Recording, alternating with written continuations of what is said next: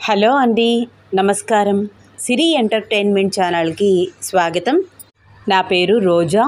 ఇప్పుడు నేను చెప్పబోయే స్టోరీ నా మరదలి ప్రేమ కోసం ఎపిసోడ్ 31. స్టోరీలోకి వెళ్ళే ముందు చిన్న రిక్వెస్ట్, ఈ స్టోరీ మీకు నచ్చితే తప్పకుండా లైక్ చేయండి, షేర్ చేయండి, సబ్స్క్రైబ్ చేసి నన్ను ఎంకరేజ్ చేయండి. ఇంకా ఆలస్యం చేయకుండా స్టోరీలోకి వెళ్ళిపోదాం. రక్ష, రాకీ ఇద్దరూ కలిసి ఆఫీస్ బయటికి వచ్చారు. రాకీ బైక్ స్టార్ట్ చేసి, వెళ్దాం, ఎక్కు రక్ష అంటూ రక్ష వైపు చూస్తున్నాడు. అది కాదు రాకీ, ఇప్పుడు నేను నీ బైక్ ఎక్కి వెళ్తే మనమిద్దరం ఒకే చోట ఇంతసేపు ఉన్నామని సుశీల ఆంటీ అనుకుంటుంది కదా. ఇప్పటికే లేట్ అయ్యింది. నా కోసం ఆంటీ, అవినాష్ ఇద్దరూ వెయిట్ చేస్తూ ఉంటారు. నేను క్యాబ్ బుక్ చేసుకుని వెళ్ళిపోతాను అంది రక్ష. రక్ష, ఏమీ కాదు, నేను వేరే రూట్లో నిన్ను తీసుకువెళ్తాను. ఎవ్వరికీ కనిపించము. నీ హెల్త్ అస్సలు బాలేదు, కళ్ళు తిరుగుతున్నాయి అంటున్నావు. నాతోనే రా అన్నాడు రాకీ. రక్ష ఇంకేమీ మాట్లాడకుండా రాకీ బైక్ ఎక్కింది. రక్ష, కావ్య గారితో మాట్లాడు అని గుర్తు చేశాడు రాకీ. రక్ష కావ్య నెంబర్కి డయల్ చేసింది. 2-3 టైమ్స్ రింగ్ అయిన తర్వాత కాల్ లిఫ్ట్ చేసింది కావ్య. ఏంటి రక్ష, సీసీ కెమెరా ఫుటేజ్ చూసావా? రాకీ గురించి ఇప్పటికైనా తెలిసిందా నీకు అంది కావ్య. నేను రాకీ గారితో ఇంటికి బయలుదేరుతున్నాను. అతను బైక్ డ్రైవ్ చేస్తున్నారు, నేను వెనకే కూర్చున్నాను అంది రక్ష. ఓహో, అర్థమైందిలేవే, అతని ముందు అతని గురించి మాట్లాడును అంటున్నావు, అంతే కదా. సరే, ఇంటికి వెళ్ళాక మాట్లాడతావా అంది కావ్య. ఓఎస్, ఖచ్చితంగా అంది రక్ష. సరే, నేను ఇండియా రావడానికి 2 డేస్ టైం పడుతుంది అని చెప్పాను కదా. ఈలోపు నువ్వు ఎటువంటి మెడిసిన్స్ వేసుకోకు. ఎవరిచ్చినా సరే ప్రతి మెడిసిన్ డీటెయిల్స్ తెలుసుకుంటే కానీ వాడవద్దు. ఖచ్చితంగా నీకు తెలియకుండానే నీకు ఎవరో డ్రగ్స్ ఇస్తున్నారు, జాగ్రత్తగా ఉండు అంది కావ్య. నాకేమీ అర్థం కావట్లేదు కావ్య, అసలు నన్ను టార్గెట్ చేసి ఎవరు నాకు ఇలాంటి డ్రగ్స్ ఇస్తున్నారు? నాకు తెలిసి ఎవ్వరు శత్రువులు కూడా లేరు నాకు. అప్పుడప్పుడు ఏవేవో చిన్న చిన్న గొడవలు జరిగేవి, అంతే. ఎవరిలా చేస్తున్నారు? నేను అవినాష్ ఇచ్చిన మందులను తప్ప ఏమీ వేసుకోవట్లేదు అంది రక్ష. రక్ష, ఎవరు చేశారో ఏంటో మనం తర్వాత ఆలోచిద్దాం. ప్రస్తుతానికి నేను చెప్పింది విను. నేను ఇండియా వచ్చే వరకు నువ్వు ఏ మెడిసిన్స్ వేసుకోవద్దు, జాగ్రత్తగా ఉండాలి. అవినాష్ ఇచ్చే మెడిసిన్స్ కూడా అస్సలు వేసుకోవద్దు. అతను ఇచ్చే మెడిసిన్స్ అన్నీ సేఫ్గా దాచిపెట్టు అంది కావ్య. ఓకే, అలాగే చేస్తాను అంది రక్ష. ఓకే రక్ష, జాగ్రత్త. రాకీతో అనవసరంగా గొడవలు పెట్టుకోకు. అతను చాలా మంచివాడు. అతని బిహేవియర్ చూశాక నాకు అర్థమైంది అతను నిన్ను ఎంతగా ఇష్టపడుతున్నాడో.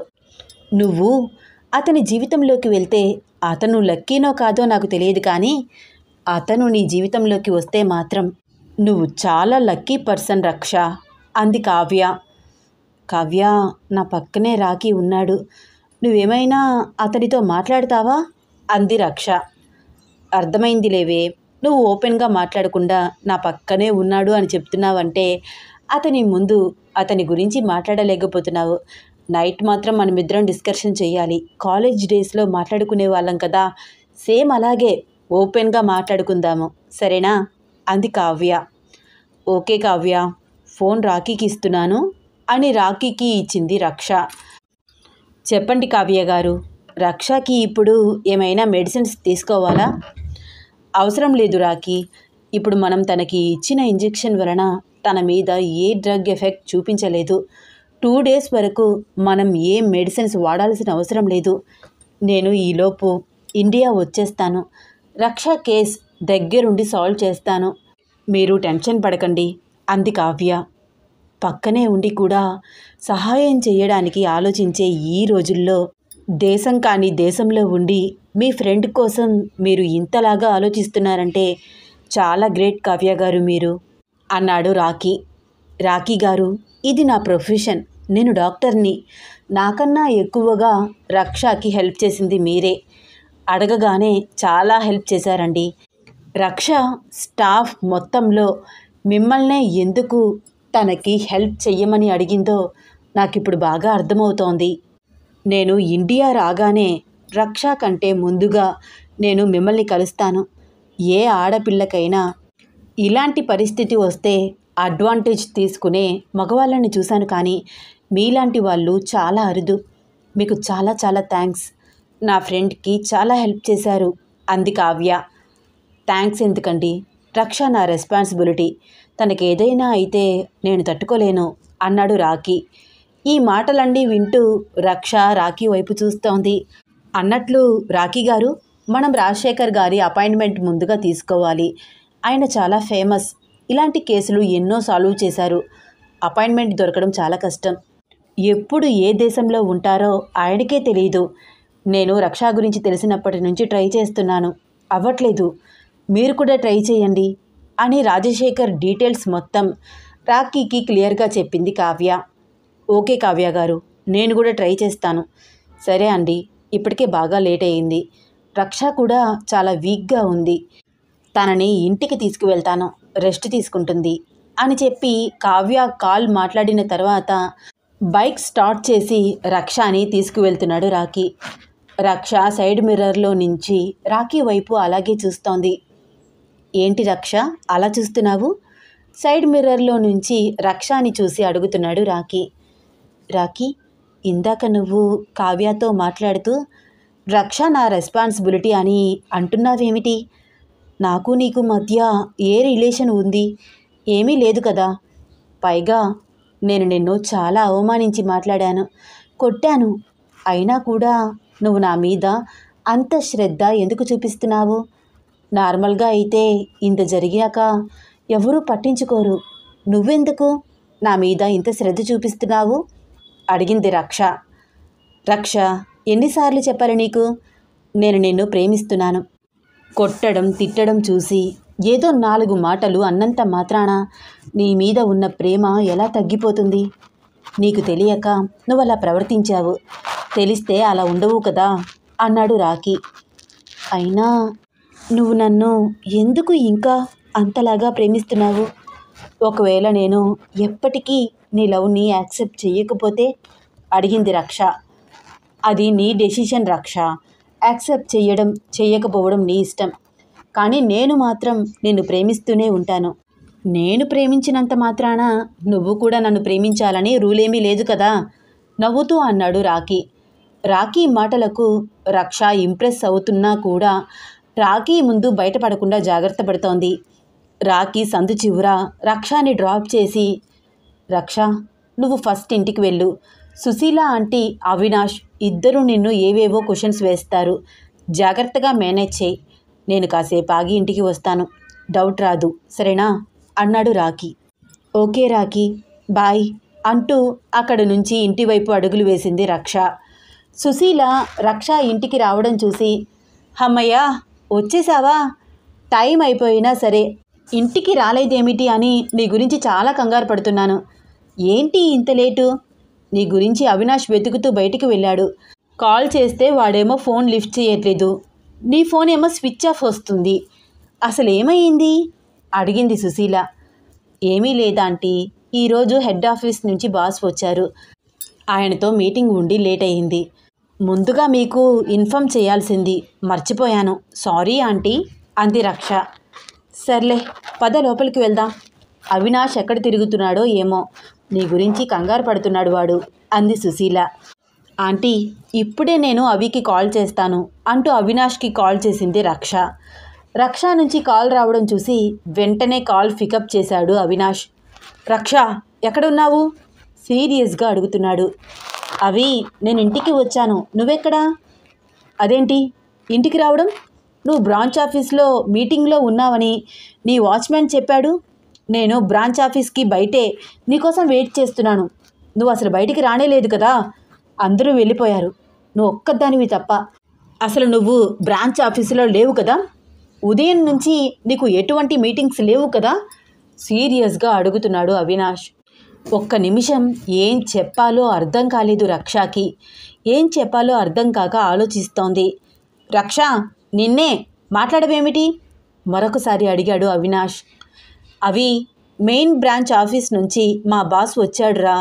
ఇక్కడ ఏవో కాంప్లెక్స్లు కట్టాలని స్థలాలు అవి ఎంక్వైరీ చేశాము. ఆయనతో ఇప్పటి వరకు మీటింగ్లో ఉన్నాన్రా. ఇద్దరం కారులో బయటికి వెళ్ళి వచ్చాము. కాన్ఫరెన్స్ మీటింగ్ రాకీకి అప్పచెప్పాను. అయినా ఏంట్రా నువ్వెందుకు ఇన్ని క్వశ్చన్స్ వేస్తున్నావు అడిగింది రక్ష. అవునా, ఉదయం నుంచి నువ్వెలా ఉన్నావు? నీకు హెల్త్ ఎలా ఉంది? బానే ఉన్నావా అడిగాడు అవినాష్. రక్ష బిహేవియర్లో చేంజ్ ఎవరైనా గమనించారేమో తెలుసుకోవాలని ట్రై చేస్తూ, కొంచెం నీరసంగా ఉందిరా, కానీ ఏం పర్వాలేదు, బానే ఉన్నాను అంది రక్ష. ఓకే, నేను ఇంటికి వస్తున్నాను అన్నాడు అవినాష్. సరే, ఆంటీ నీ గురించి కంగారు పడుతోంది, త్వరగా రా చెప్పి కాల్ కట్ చేసింది రక్ష. అదేంటమ్మా రక్ష, నేను చాలాసార్లు కాల్ ట్రై చేశాను, వాడు అస్సలు లిఫ్ట్ చేయలేదు. నీ కాల్ మాత్రం వెంటనే లిఫ్ట్ చేశాడు అంది సుశీల. వాడు నా గురించే వెతుకుతున్నాడు కదా ఆంటీ, అందుకనే నేను కాల్ చేయగానే లిఫ్ట్ చేసి ఉండొచ్చు. నేను ఫ్రెష్ అప్ అయి వస్తాను అంటూ తన రూమ్లోకి వెళ్ళింది రక్ష. అదేంటి, రక్ష బిహేవియర్లో ఏ మార్పు రాలేదా? తనలో ఎటువంటి చేంజ్ లేదా? లేకపోతే నేనిచ్చిన మెడిసిన్ సరిగ్గా పనిచేయట్లేదా? తన బిహేవియర్ ఎవరైనా గమనిస్తే అడ్వాంటేజ్ తీసుకుని ఉంటారా? లేదు, అలా జరగకూడదు. తను నాకు మాత్రమే సొంతం. ఈ డ్రగ్ డోస్ సరిపోవట్లేదు అంటే డోస్ పెంచాల్సిందే. ఈసారి రక్ష నా సొంతం కాక తప్పదు అనుకుంటూ రక్ష గురించి తనలో తానే ఏదేదో ఆలోచిస్తూ స్పీడ్గా ఇంటికి వెళ్తున్నాడు అవినాష్. రక్షని ఇంటికి పంపించిన కాసేపటికి రాకీ కూడా ఇంటికి చేరుకున్నాడు.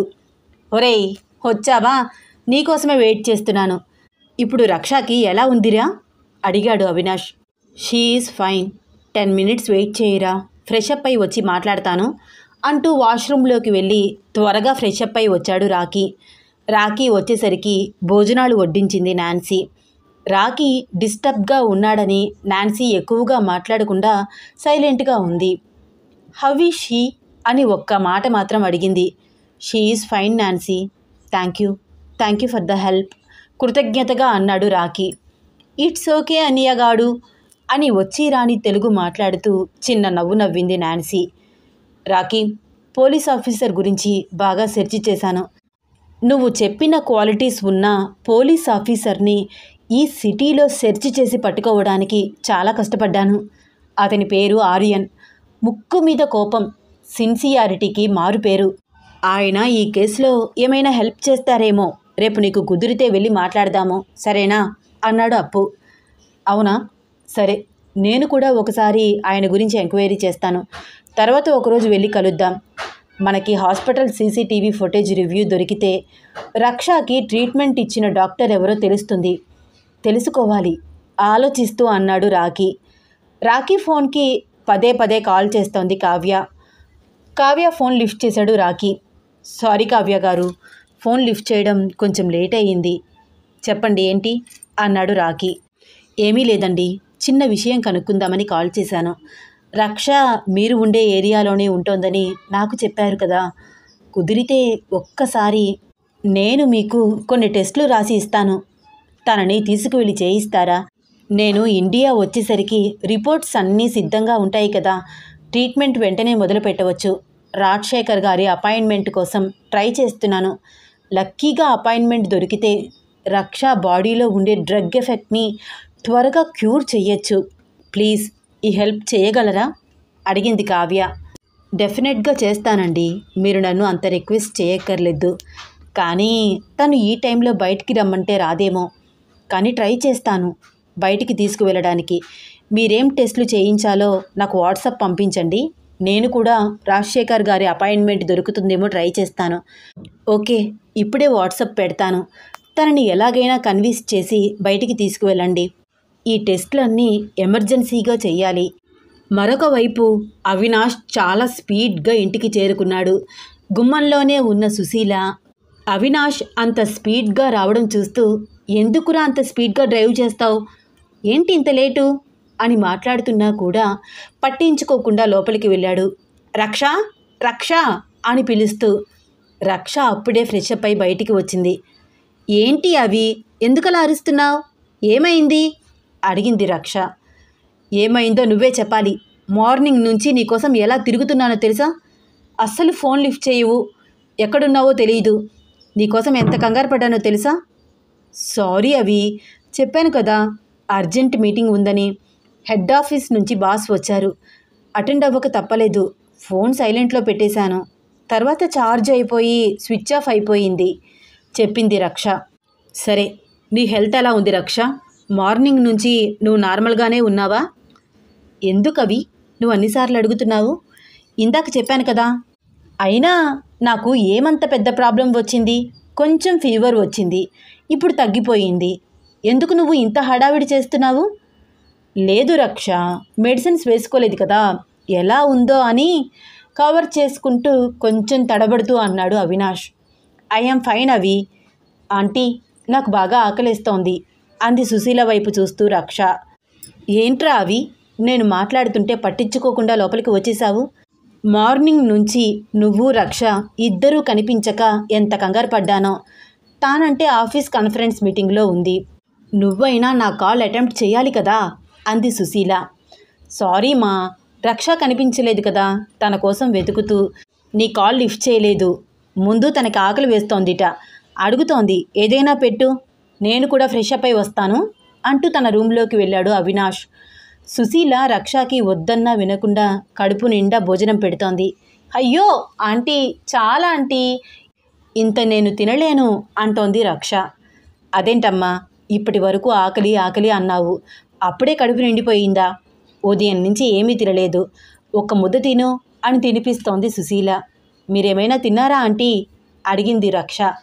లేదురా, నువ్వు వాడు ఇద్దరూ కనిపించకపోయేసరికి నాకు కాళ్ళు చేతులు ఆడలేదు, ఇంకా నాకు ఆకలేమేస్తుంది అంది సుశీల.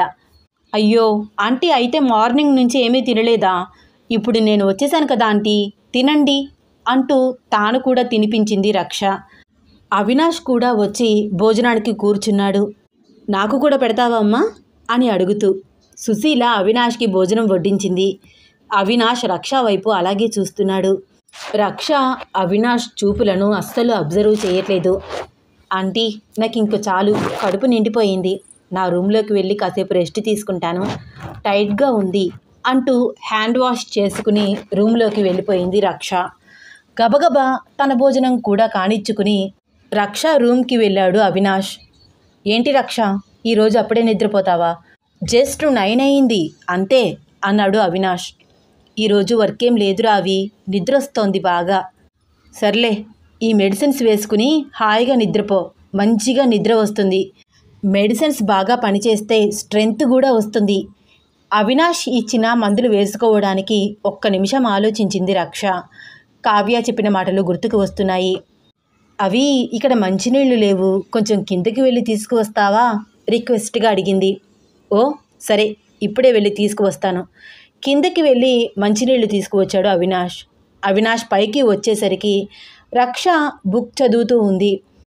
రక్ష, బుక్స్ తర్వాత చదవచ్చు, హెల్త్ ఇంపార్టెంట్, మెడిసిన్స్ వేసుకో అంటూ రక్ష చేతిలో బుక్కు లాక్కున్నాడు అవినాష్.